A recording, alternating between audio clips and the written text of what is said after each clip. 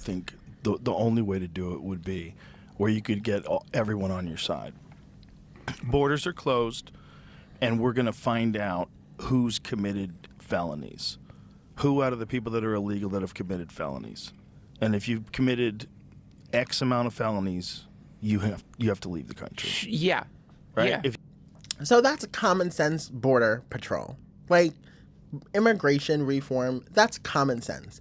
I'm not against immigration reform. I think who should be in this country legally should be in this country legally. And if you are a criminal, then you should not be in this country if you are an immigrant. If you are a criminal and you are an American citizen, then you need to be in jail. And sometimes, in some cases, under the jail. But that's another story for another time.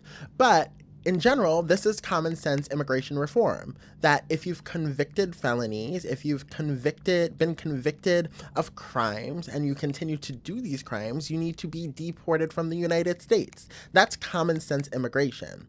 But what these dumbasses and these dingbats voted for was not an overhaul of immigration reform. No. They voted for what Donald Trump said: a deportation of Mexicans, a deportation of a group of people, a general description and a complete discriminatory comments on Mexicans. Let's continue playing here. If you've been robbing people for the last 10 years and you're an illegal, you have to leave the country, right? That makes sense. Yeah. But if you've been here for 25 years, you have a family, your kids go to school here, you speak the language, you're just illegal. But you're a contributing member to the community that up until now has been protected. This is crazy to ask lower income and middle income people who are, kind of getting by, and then all of a sudden you're about to ship them to a country where they've never been.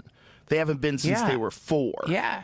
And you're gonna pull up their family and this is why I don't feel bad for Joe Rogan. This is why I don't feel bad for these people that voted for this. Because again, I will say it, Donald Trump stated it plainly out, that this was a presidency ran on a mass deportation. And this mass deportation did not matter the color of your skin. If you looked like a person who is a Mexican, they will racially profile you and deport you. And it's been seen because now we have bodies shackled, rolling up on islands across the world, as well as you have missing detainees that have not been accounted for.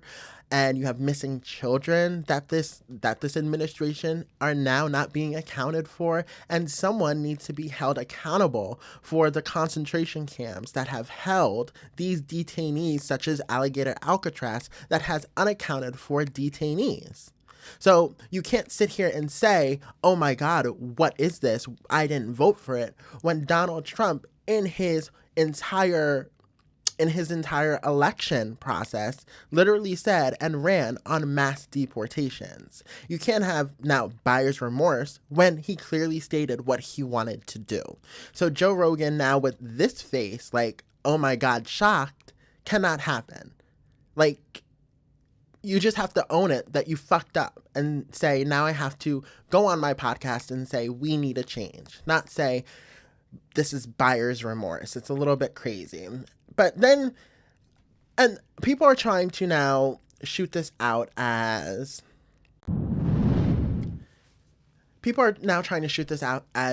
Joe Rogan is changing. Joe Rogan was never fully, on the right, but he was never fully on the left. It would lean more to the right, but he was never really a liberal. And this is what's scary, is that they're manipulating their audiences to make them believe, and people who are not their audiences for clicks, to make them believe that now they are sorry for their vote without saying that they are sorry for their vote. And they are trying to sit here and be like, I am appalled by what is going on in this country. I am appalled by the actions taken by this presidency. But then they go on and continue their views of bigotry and racism and ignorance. And I'll show it here because this is from the same podcast on Joe Rogan.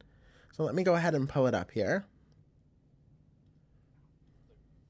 So this clip from Joe Rogan is him talking about homelessness. Kind of fucking chaos that you can find in Portland. Like, whatever this is, you guys aren't doing it right. If this was a house and I came over your house and these are your kids, I would call protective services. Right. I'd be like, this fucking psychopath must be smoking meth with his kids because everybody's just running around camped out on the fucking sidewalk. Like, none of this makes sense. I'd be like, this is an unfit parent. That's an unfit government. Yeah. If you've got a city where people are just openly shitting in the streets, sleeping everywhere, needles.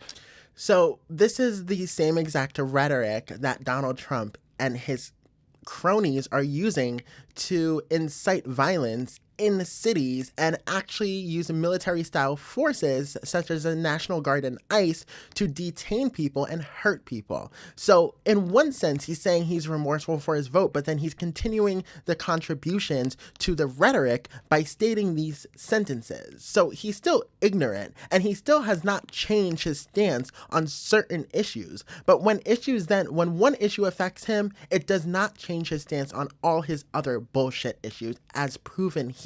Let's continue playing. You have homeless tents. You ever see Oakland? You ever see some of those fucking homeless tents? Yeah, dude. Those huge villages? Like, this is bananas.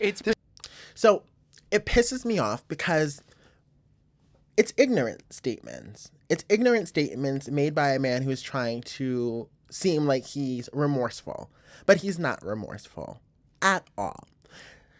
If he did his research and realized the contribution to what creates homelessness is people sometimes losing their jobs, is people sometimes having addiction issues, are people that sometimes just don't have the ability to work, are veterans who can't work and our government are not taking care of them, he would not be making these statements.